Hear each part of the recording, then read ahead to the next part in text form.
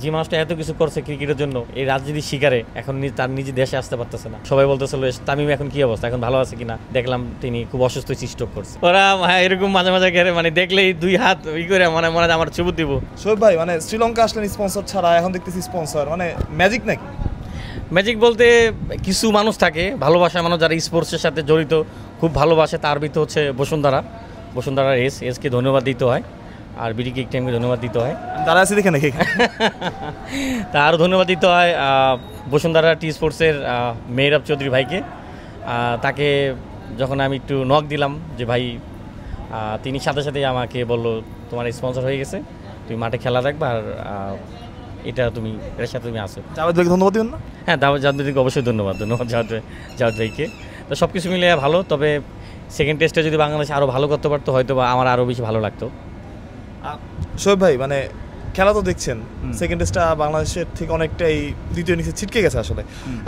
এরকম অনেক সময় আপনি অনেক বছর ধরে খেলা দেখতে, সবসময় দেখা যায় এরকমই হয় বেশিরভাগ সময়, যে আমরা যখন ব্যাট করি তখন মনে হয় বোলিং উইকেট, আবার আমরা যখন বোলিং করি তখন মনে হয় ব্যাটিং উইকেট। মানে এটা কি বদলাবে না? মানে আপনার কি মনে হয়? আমার কাছে আসলে যখন বাংলাদেশ ভাবতেছিলাম 280-90 হয়তো বা করলো, হয়তো বা বাংলাদেশে মনে হয় ব্যাটিং করতে একটু সমস্যা দিয়েছে, তো ওরাও এরকম ভুগবো। আমরা ওদেরকে 170-80 প্যাকেট করে দেবো, 80-90 রানের লিড থাকবো, বাংলাদেশ সেকেন্ড ইনিংসে আরও ভালো ব্যাট করে শ্রীলঙ্কারে খুব ভালোভাবে হারাবো। কিন্তু সেটা আর হয়ে গেল উল্টা। এখন বলা যায় শ্রীলঙ্কার পাল্লাটাই ভারী। তারপরও মানে বলা যায় না, ক্রিকেটে অনিশ্চিত খেলা, 1-2 উইকেট বলে এরকম আছে, মোড় ঘুরে হয়তো বাংলাদেশের পক্ষে চলে আসতে পারে। এখনও আশাবাদী যে ভালো কিছু হবে এবং সেকেন্ড ইনিংসে বাংলাদেশ খুব ভালো ব্যাটিং করবে। শোয়েব ভাই, মানে আপনি তো যখন সাকিব আল হাসান ছিলেন, বহু ম্যাচ তখন থেকে আসলে মাঠে বসে দেখেন, আসলে তখন বাংলাদেশ ক্রিকেটের সোনালী যুগ বলে মানুষজন। সাকিব তো অনেকদিন ধরে নেই, আপনাকে দেখেছে, আপনার সাথে সম্পর্ক ভালোই ছিল, কথাবার্তা হয়? সাকিব মেসেজ টেসেজ দেয় বা আপনি দেন? না, সাকিবের সাথে আমিও ফোন দেই না, মাঝে মাঝে ফোন হাতে নেই, যে একটা ফোন দিই, একটা মেসেজ দিই।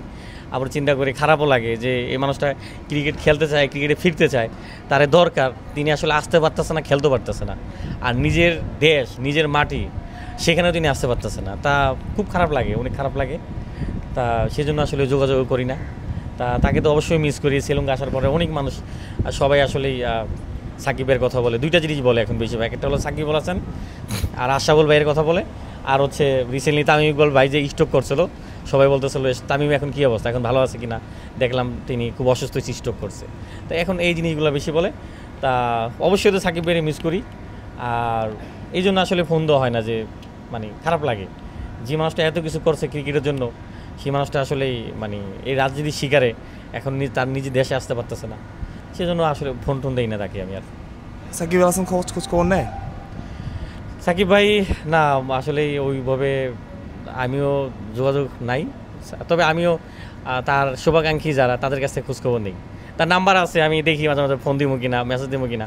তার শুভাকাঙ্ক্ষী যারা খুব কাছের লোক, তাদের কাছ থেকে খোঁজখবর নেই। তা অনেক কিছু শুনি, যা শুনে ভালো লাগে। তা আমি আশাবাদী হয়তো সাকিব ভাই খুব ভালোভাবে একদিন দেশে ফিরবে, রাজকীয়ভাবে ইনশাল্লাহ বাংলাদেশে তিনি আসবেন। ওরা এরকম মাঝে মাঝে মানে দেখলেই দুই হাত করে মনে আমার চুবুত দিব, মানে আমি হচ্ছি ভিন বাজাইতেছি আর ও মনে হয় নাগিন, মানে এরকম একটা পোস্ট নেয়। পোলাপান দেখলে এমনকি গোল মাঠেও আপনার মানে আমার সামনে আসতেছিল বারবার। তাই এটা এই শ্রীলঙ্কা কলম্বোতে এসে একটু বেশি, কারণ বাংলাদেশ শ্রীলঙ্কা ম্যাচ মানে হচ্ছে নাগিন ড্যান্স, মানে নাগিন। তাই জিনিসটা মনে হয় ওয়ান ডেতে খুব ভালোভাবে দেখা যাবে।